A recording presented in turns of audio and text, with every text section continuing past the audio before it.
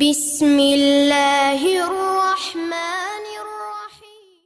அல்லாஹ் வடிவமைத்த அழகிய சமூகம் அந்த புக்கில் 2ஆம் பகுதியில் சில விஷயங்களை எழுதுறாரு. அதாவது 6 தலைப்பில் 65 பக்கத்தில் சில விஷயங்கள் எழுதுறாரு. அதில் முக்கியமாக இந்த புத்தகத்தை பற்றி பின்னாடி சொல்கிறார். இந்த புத்தகம் என்ன தான் சொல்லுது அப்படின்னா, இஸ்லாமியர்கள் யாரையும் சாராத, அது சார தேவையில்லாத தன்னிறைவு தற்சார்பு சமூகம். உங்களை சீனன் ஆண்டா என்ன, சிங்களன் ஆண்டா என்ன, மோடி ஆண்டால் என்ன, நீங்கள் உங்களுக்குள்ளாகவே வாழ முடியும். ஆள்பவனை பொருட்படுத்த வேண்டியதில் தேவையும் இல்லை, அவனோட மோதவும் தேவையில்லை. முத்தலாக் போன்ற விவகாரங்களை உயர்மட்ட குழு அமைத்து பஞ்சாயத்தில் தீர்த்து விடுங்கள். அவர்கள் உங்களுக்கு எதிராக போடும் சட்டங்களுக்கு நீங்கள் உங்களை ஆட்படுத்தி கொள்ளவில்லை என்றால் அந்த சட்டங்கள் சட்ட புத்தகங்களில் தான் இருக்குமே தவிர நடைமுறையில் அவை இருக்காது, செத்தவையாக கருதப்படும். காஷ்மீர் சட்ட முறைப்படி தான் அளிக்கப்பட்டது, பாராளுமன்றம் அதை அளிப்பதற்கான சட்டங்களை ஆக்கியது. இப்படிங்கிற விஷயத்தில் அவர் எழுதுகிறார். இந்த 65 பக்கத்தில் உள்ள விஷயத்தை சுருக்கமாக அவர் சொல்கிறார். அந்த 65 பக்கத்தில் என்ன இருக்குது அப்படின்னா, வக்ஃபு சம்பந்தமான விஷயத்தை அவர் ஃபஸ்ட்டு கொண்டு வரார். அதாவது இஸ்லாத்தின் தனி சிறப்பு வக்ஃபு வழி தன்னிறைவு சமூக உருவாக்கம் தான். இவங்களுக்கு தெரியுது, நபி ஸல்லல்லாஹு அலைஹி வஸல்லம் ஒரு கட்டமைப்பு உருவாக்கி இருக்கிறாங்களே, அதனுடைய அவசியம் என்ன, தேவை என்ன, இதனுடைய பிரயோஜனம் என்ன, எல்லாமே இவங்களுக்கு புரியுது. ஏன்னா அரசியலில் கிட்டத்தட்ட ஒரு 50 ஆண்டு காலங்களில் ஒரு அனுபவம் இருக்குது. இந்த அனுபவத்தின் அடிப்படையில் நபியோடைய சில அணுகுமுறைகளை பார்க்குறாங்க. ஆச்சரியமாக இருக்கும், எதுக்காக இப்படி பண்ணாங்க, எப்படி கட்டமைப்பு இப்படி இருக்குது அப்படிங்கும்போது இது தனி மனிதரால் முடியாது. அப்போ குர்ஆனுடைய அடிப்படையில் செய்கிறாங்க. இப்படி அடிப்படையில் வரும்போது அப்போ தான் சொல்கிறாங்க, இது இறைவனுடைய புத்தகம், இது நேரிய புத்தகம், இது மனிதருடைய சொல் இல்லை. இப்படி முடிவுக்கு இந்த மாதிரி சகோதரர்கள் வர முடியுது. அப்போ இவர் கட்டுரை எழுதும்போது இந்த வக்ஃபோடைய முக்கியத்துவத்தை எழுதுகிறாரு. எழுதிட்டு அதில் சொல்கிறாரு, வக்ஃபோடைய சொத்துக்கள் ஒரு அரசின் சொத்துக்களுக்கு அடுத்தபடியாக இருந்தும் இஸ்லாமிய மக்கள் ஏழைகளாக இருக்கிறார்கள் என்றால் ஓட்டை எங்கோ பெரிதாக இருக்கிறது அப்படின்னு தான் பொருள் அப்படிங்கிறாரு. அப்போ ஒரு கவர்மெண்ட் இருக்குது அப்படின்னா அந்த கவர்மெண்ட்டு எவ்வளோ சொத்து வச்சுருக்குதோ அந்த சொத்து ஒரு மதிப்பு போட்டுக்குவோம். அதுக்கு அடுத்த நிலையில் யார்கிட்ட இருக்குன்னு கேட்டால் வக்ஃபுகிட்ட தான் இருக்குது. இப்போ முஸ்லீம்கிட்ட இருக்குது. இப்போ தமிழ்நாட்டு கணக்கே அவர் சொல்கிறாரு, 1999 வக்ஃபு வாரியத்தின் தலைவராக இருந்த ஒரு மதிப்பீடு என்ன அப்படின்னா, தமிழ்நாட்டில் மட்டும் வக்ஃபு சொத்துக்களின் மதிப்பு 2 லட்சம் கோடி அப்படிங்கிறாரு. இவர் எழுதுனது ஒரு ஆய்வு நடிப்பில் எழுதுகிறாரு. அப்போ கிட்டத்தட்ட 25 வருஷத்துக்கு முன்னாடியே 2 லட்சம் கோடி வக்ஃபோடைய சொத்து இன்றைக்கி 2 மடங்காக ஏறி இருக்கும். அது 4 லட்சமாக இருக்கலாம், 5 லட்சமாக இருக்கலாம், கோடி கணக்கில் இருக்குது. அப்போ எங்கேயோ ஓட்டை இருக்குது அப்படிங்கிற, ஓட்டை எங்கேயும் இல்லைங்க, எல்லாம் முஸ்லீம்கிட்ட இருக்கிற ஓட்டை தான். அதையும் சொல்கிறாரு, முஸ்லீம்கிட்ட நிர்வாக திறமை இல்லை அப்படிங்கிறாரு. இதெல்லாம் ஏற்றுக்கொள்ளக்கூடிய ஒரு வாதம். இந்த குற்றச்சாட்டை நம்ம மறுக்கலாம் முடியாது, இது சரியான குற்றச்சாட்டு தான். இன்னும் சொல்ல போனால் அந்த வக்ஃபை எந்த அளவுக்கு சுயநலமாக யூஸ் பண்ணுறாங்களோ அவங்களுக்கு அல்லாஹ்வுடைய பயம் இல்லாமல் போச்சு. இது அல்லாஹ்வுடைய சொத்து, இது அல்லாஹ் யாருக்கு செலவு பண்ண சொல்லியிருக்கிறானோ அவங்க மட்டும்தான் இது எடுக்கணும், இப்படி பயம் இல்லாமல் தாண்டோண்டித்தனமாக செயல்படக்கூடிய ஒரு விஷயத்துக்கு வந்துட்டாங்க. அம்பானியின் பணம் வக்ஃபு சொத்தின் மேற்பார்வையாளனை நோக்கி இருக்க வேண்டும், அதை மயக்கி இருக்க வேண்டும் அப்படிங்கிறாரு. இப்போ அம்பானி வீடு கட்டியிருக்காரு பெருசாக, அது வக்ஃபோடைய இடம். அப்போ அந்த இடத்த யார் கொடுத்தது, முஸ்லீம் தான் கொடுத்துருப்பாங்க. அப்போ அவனை மயக்கிட்டாங்க அப்படிங்கிறாரு. ஷைத்தான் உள்ளே நுழைந்து விட்டான் என்று தான் பொருள். ஷைத்தான் எப்படி ஒரு மேற்பார்வையாளனை கையுக்குள் போட்டிருந்தால் பரவாயில்லை, இந்தியா முழுவதும் பல மேற்பார்வையாளர்களை ஷைத்தான் தன் பிடிக்குள் கொண்டு விட்டது விளைவுதான் இத்தகைய சீர்கேடுகள். அப்போ வக்ஃபு வாரியம் ஒழுங்காக இல்லை அப்படிங்கிறாரு. வக்ஃபின் செயல்பாடுகள் பெரும் பயன் ஏற்படவில்லை, இதற்கு காரணம் இல்லை, அரசு காரணம் இல்லை அப்படிங்கிறாரு. வக்ஃபில் இவ்வளோ ஓட்டுறதுக்கு காரணம் அரசு இல்லை, வக்ஃபு வாரியங்கள் மெத்தனமே காரணம். முஸ்லீம்கள் சொல்கிறாரு. இப்போ முஸ்லீம்கள்கிட்ட இந்த குறைபாடுகள் இருக்குது. அப்போ இந்த குறைபாடுகளை சரி செய்யலைங்க. அப்போ அவர் சொல்கிறார், இந்திரா காந்தி பீரியடில் நல்லா இருந்தது, இப்போ இதெல்லாம் பார்த்தீங்கன்னா இதெல்லாம் எதுவுமே பண்ணாமல் விட்டுட்டாங்க. இந்திரா காந்திக்கு அப்புறம் ராஜீவ் காந்தியும் இசைவானவர் தானே, முஸ்லீம்கள் நெருக்கமாக இருந்தார். அப்போதெல்லாம் இஸ்லாமிய அரசியல்வாதிகள் நீடுதுயில் கொண்டு விட்டு அப்போது இரு காதில் அடைத்து கொண்டிருக்கும்படி மோடி காலத்தில் போடி கூச்சல் ஆக போகுது என்ன. அதாவது அதாவது இஸ்லாத்துக்கு சாதகமான ஒரு காலகட்டத்திலையும் நல்லா தூங்கிக்கிட்டு இப்போ மோடிக்கிட்ட வந்து கத்துறது என்ன பிரயோஜனம் ஏற்பட போகுது அப்படிங்கிறாரு. முஸ்லீம்கள்ட்ட வந்து நிர்வாகம் இல்லைங்கிறாரு. அப்போ வந்து அதாவது இந்திரா காந்தி, நேரு, ராஜீவ் காந்தி என்று அடுக்கடுக்காக வந்து ஒரு சாதகமான ஒரு சூழ்நிலை கிடச்சிச்சு, இதை பயன்படுத்தி கொண்டாங்களா இஸ்லாமிய மேலோர்கள் அப்படின்னு கேட்குறாரு. அப்போ வந்து இதெல்லாம் வந்து பார்த்தீங்கன்னா முஸ்லீம்கள்ட்ட உள்ள கோளாறு. அப்போ நிர்வாக கோளாறு இருக்குது. அப்போ இந்த மாதிரி நிர்வாக கோளாறுகள் வந்து பார்த்தீங்கன்னா சுட்டி காட்டுறாரு. நிறையா சுட்டி காட்டு முத்தலாக் விஷயத்தையும் பேசுகிறாரு. அப்போ முத்தலாக் விஷயத்தையும் பேசும்போது ஷாபான் வழக்கை பற்றி பேசுகிறாரு. அது 1978 நடந்த அந்த விஷயத்தை பேசுகிறாரு. பேசும்போது அதாவது மகரை வந்து ஜீவனாம்சமாக அறிவிச்சுது அன்னைக்குள்ளே அந்த கோர்ட்டு. அப்போ அதை குறிப்பிட்டும் வந்து இந்த முஸ்லீம்கள் வந்து விழிப்புணர்வாக இருக்கணும், முத்தலாக் விஷயத்தை வந்து எப்படி வந்து பயன்படுத்தணும், அது கவர்மெண்ட்டுக்கு என்ன வந்து தலையீடு வந்துச்சு, இப்படி வந்து முத்தலாக் வந்து ஒரே டைமில் கொடுத்தா அவனுக்கு வந்து சிறைச்சாலைன்னு சொல்கிறது எந்த வகையில் நியாயம், இது முட்டாள்தனமான வந்து சட்டம், இப்படிங்கிற விஷயத்தை எல்லாம் வந்து அவர் பதிவு பண்ணுறாரு. பதிவு பண்ணிட்டு காஷ்மீர் விஷயத்தையும் வந்து கொண்டு வரார். காஷ்மீர் விஷயத்தை வந்து முகமது அலி ஜின்னா விஷயம், அதே மாதிரி நேரு பேசிக்கிட்டது, காந்தி பேசிக்கிட்டது, இந்த மாதிரி விஷயங்கள் எல்லாம் வந்து கொண்டு வரார். கொண்டு வந்து முகமது அலி ஜின்னா வந்து முஸ்லீம்களுக்கு வந்து பாதுகாப்பாக வந்து இந்தியா இருக்காது, எப்போ நேருக்கு அப்புறமும் காந்திக்கு அப்புறம் பாதுகாப்பாக இருக்காது, அப்போ அதனால் வந்து நாங்கள் வந்து தனிநாடு வேணும்னு கேட்ட விஷயத்தை எல்லாம் வந்து அது பதிவு பண்ணியிருக்கிறாரு. அது வரலாறு காரி துப்பும் நம்பிக்கை மோசடின்னு சொல்லி தலைப்பில் நிறைய விஷயங்கள் எழுதுகிறாரு. இந்த ஷேக் அப்துல்லா என்ன பேசினார் இதெல்லாம் ஓரளவுக்கு வந்து கொண்டு வந்திருக்கிறாரு. கொண்டு வந்து இந்த மாதிரி வந்து எப்படி காஷ்மீரோடைய விஷயத்தெல்லாம் வந்து எப்படி வந்து அந்த சட்டத்தை வந்து நீக்கினாங்க 370, இந்த மாதிரி விஷயத்தையெல்லாம் வந்து ஓரளவுக்கு வந்து ஒரு சுருக்கமான அளவில் கொண்டு வந்து கொடுக்குறாரு. அப்போ இதெல்லாம் வந்து எதுக்கு அப்படின்னா அரசியல் ரீதியாக விழிப்புணர்வு ஏற்படணும், அரசியல் ரீதியாக வந்து முஸ்லீம்களெல்லாம் ஒன்றுபட்டு நிற்கணும் இப்படிங்கிற கருத்துக்காக கொண்டு வராரு. நிறைய பிரச்சனைகள் வந்து முஸ்லீம்களுக்கு இருக்குது, அதை எப்படி எதிர்கொள்ளணும், அதுக்கு நான் ஒரு ஐடியா சொல்கிறேன் இப்படிங்கிற விஷயத்தில் அவர் பதிவு பண்ணுறார். ஈரோட்டில் பேசும்போது கூட வந்து நீங்கள் வந்து தேர்தலை புறக்கணிங்க இப்படி தெரிந்ததை சொல்கிறேங்கிற இதுலேயும் அவர் பேசுகிறாரு. அந்த ஈரோட்டில் பேசும்போது இந்த புத்தகத்தில் உள்ளதான் பெரும்பான்மை பேசியிருக்கிறார். அவர் பேசின 1 மணி நேரம் அந்த விஷயத்தை பார்த்தீங்கன்னா கிட்டத்தட்ட இந்த புத்தகத்தில் உள்ளதை பார்த்தீங்கன்னா ஒரு 50 நிமிஷம் அளவுக்கு பேசியிருக்கிறார். அப்போ நான் வந்து தெரிந்ததை சொல்கிறேங்கிற தலைப்பில் பேசும்போது உங்களுக்கு வந்து நல்ல ஒரு கூட்டமைப்பு இருக்குது, அதை நீங்கள் வச்சு வந்து எது வேணாலும் பண்ணிக்கலாம், நல்ல வகையில் வந்து சமுதாயத்தை கொண்டு போகலாம் இப்படிங்கிற கருத்தெல்லாம் பேசுகிறாரு. நீங்கள் வந்து 30 கோடி பேர் இருக்குது இந்தியாவில், இப்போ 80 லட்சம் பேர் இங்கே இருக்கிறீங்க, இப்படிங்கிற விஷயத்தை பேசி நீங்கள் ஏன் வந்து திமுக கிட்ட போகிறீங்க, அதிமுக கிட்ட போகிறீங்க, மம்தா கிட்ட போகிறீங்க இப்படிங்கிற மாதிரி விஷயத்தை வந்து பேசுகிறாரு. பேசும்போது அவர் சொல்கிறாரு, அதாவது வந்து நபி ஸல்லல்லாஹு அலைஹி வஸல்லம் எப்படி இருந்தாங்கங்கிற விஷயத்தை கொண்டு வராரு.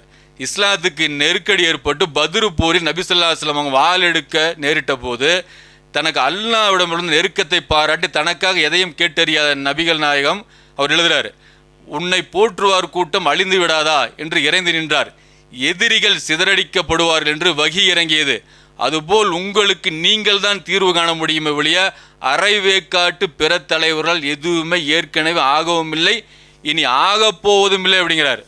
நீங்கள் திமுக, அதிமுக, மம்தா அப்படி நம்பி மோசம்தான் போவீங்களே தவிர அல்லாஹ்வை நம்புங்க, அல்லாஹ் வந்து பத்ரு போரில் எப்படி வந்து முஸ்லீம் வெற்றியை கொடுத்தானோ அது மாதிரி உங்களுக்கு வெற்றியை கொடுப்பான் இப்படிங்கிற கருத்தெல்லாம் எழுதுகிறாரு. நான் சொல்லக்கூடிய சில ஐடியாக்கள்லாம் இருக்குது, அதை நீங்கள் ஃபாலோ பண்ணிங்கன்னு சொன்னால் நீங்கள் வந்து ஜெயிக்க முடியும் இப்படிங்கிற விஷயத்தை பதிவு பண்ணுறாரு. எந்த தேர்தலையும் நீங்கள் வந்து வாக்களிக்க போகாதீங்க, இதுவரை நீங்கள் வாக்களித்ததால் பெற்ற பயன் ஒன்றும் இல்லை, ஜனநாயக சிறுபான்மைக்குரிய அமைப்பும் இல்லை, நீங்கள் ஒருவரல்ல இருவரல்ல 30 கோடி பேர் இப்படிங்கிற மாதிரி விஷயம் சொல்லிட்டு நீங்கள் அயலான், அதாவது நான் வந்து அயலான், நீங்கள் விரும்பினால் உங்களோட முன்வரிசையில் நின்று செயல்பட முடியும், போராட முடியும் இப்படிங்கிற விஷயத்தை வந்து ஒரு பதிவு பண்ணுறாரு. இந்த புத்தகத்தோட சாராம்சம் இந்த 2வது பகுதியில் வந்து இந்த முத்தலாக் மேட்ரு, அதே மாதிரி வக்ஃபு சமாச்சாரம், காஷ்மீர் பிரச்சனை, பொது சிவில் சட்டம், இந்த சாபானு வழக்கு, இந்த மாதிரி விஷயத்தை பேசிட்டு நிகழ்கால அரசியலில் வந்து எப்படி இருக்கணும் இப்படிங்கிற விஷயத்த சொல்கிறார். இதில் வந்து நமக்கு சில உடன்பட்ட கருத்துகள் இருந்தாலும் மாறுபட்ட கருத்துகள் இருக்குது, இது நம்ம விரிவாக இங்கே விளக்க வேண்டிய தேவையில்லை. இதில் என்ன நாம் சகோதரர் சொல்கிறோம் அப்படின்னா, இவர் முஸ்லீம்களுடைய நலன் கருதி முஸ்லீம்களை வந்து ஒடுக்கப்படுறாங்க, இங்கே பாதிப்படைகிறாங்க, இவங்க ஏதாவது செய்யணுங்கிற அடிப்படையில் வராரு. கிட்டத்தட்ட 80 ஆண்டுகள் கடந்துட்டு வயசு, இந்த ஒரு வயசுலையும் கூட ஒரு நல்ல எண்ணத்தின் அடிப்படையில் வராரு.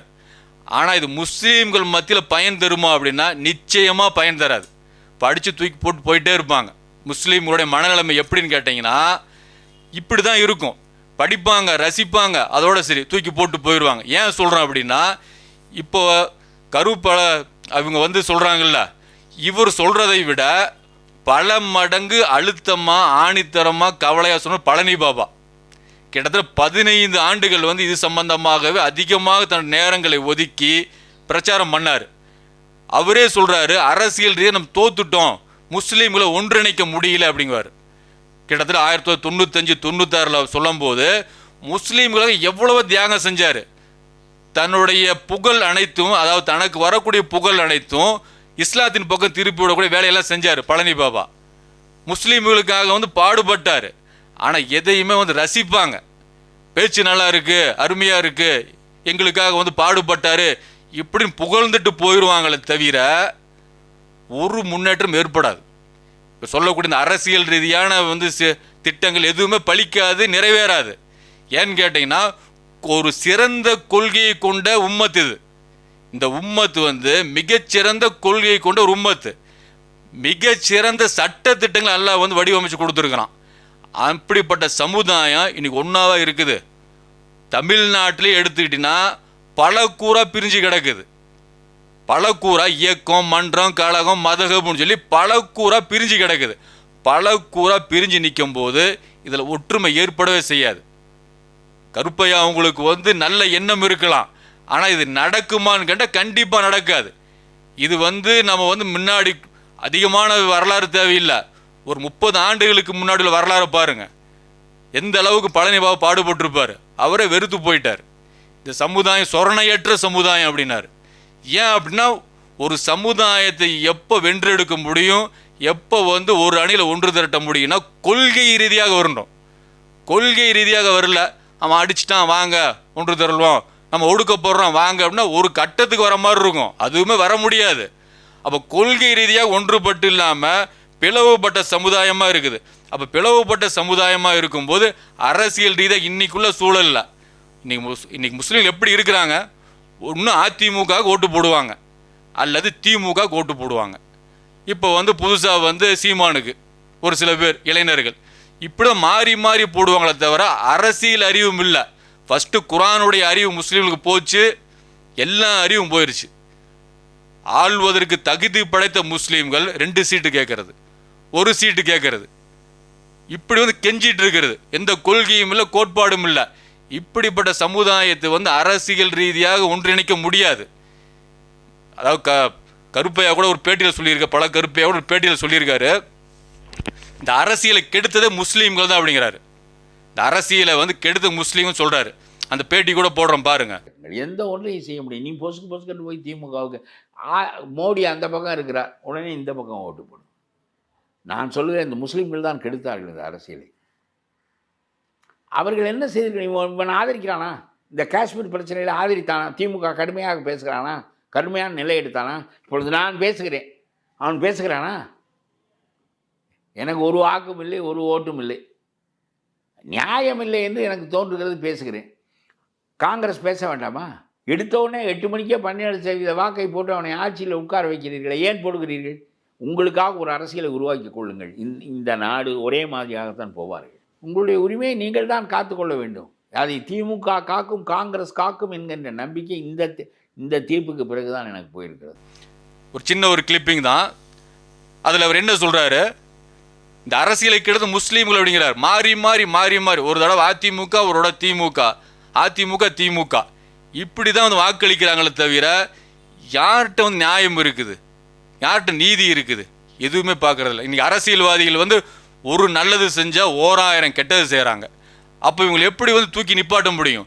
இதற்கான வழிகாட்டுதல் என்ன? மாற்றங்கள் எப்படி வரும்? மாற்றங்கள் வந்து குரானை தவிர வேறு எதை வச்சும் வராது. வரும் மாற்றங்கள் வரும் அப்படின்னா ஒரு கொள்கை ரீதியாக மக்களை வந்து ஒன்று திரட்டணும். ஒன்று திரட்டாமல் சும்மா நம்ம வந்து ஆர்ப்பாட்டம், போராட்டம், புறக்கணிப்பு இப்படிங்கிற மாதிரி விஷயத்தை போனோம்னு சொல்லி சொன்னால் ஏதோ நம்மளுடைய எண்ணத்தில் பட்டதை, நம்ம உள்ளத்தில் பட்டதை, நம்ம கருத்து சரிங்கிறத வந்து நாம் நிலைநாட்ட முடியுமே தவிர உண்மையான எழுச்சியெல்லாம் காண முடியாது. அப்போ தான் இந்த 64 பக்கத்தில் அவர் எழுதினது வந்து அவருடைய எண்ணம், அவருடைய விருப்பம். அந்த விருப்பத்தை வந்து முஸ்லீம் படிச்சுட்டு தூக்கி போட்டு போயிட்டே இருப்பாங்க. அதில் சில நல்ல கருத்துக்களும் இருக்குது. ஆனால் முஸ்லீம்களை வந்து ஒரு அணியில எல்லாம் வந்து ஒன்று திரட்ட முடியாது அரசியல் ரீதியாக. எப்படி குறைஞ்சபட்சம் உதாரணத்துக்கு பார்த்தீங்கன்னா அதிமுகலையும் வந்து முஸ்லீம்கள் இருக்கிறாங்க, திமுகலையும் முஸ்லீம்கள் இருக்கிறாங்க. இப்போ பாஜக வந்து கூட்டணி வைக்குதுன்னு வச்சுக்குவோம்.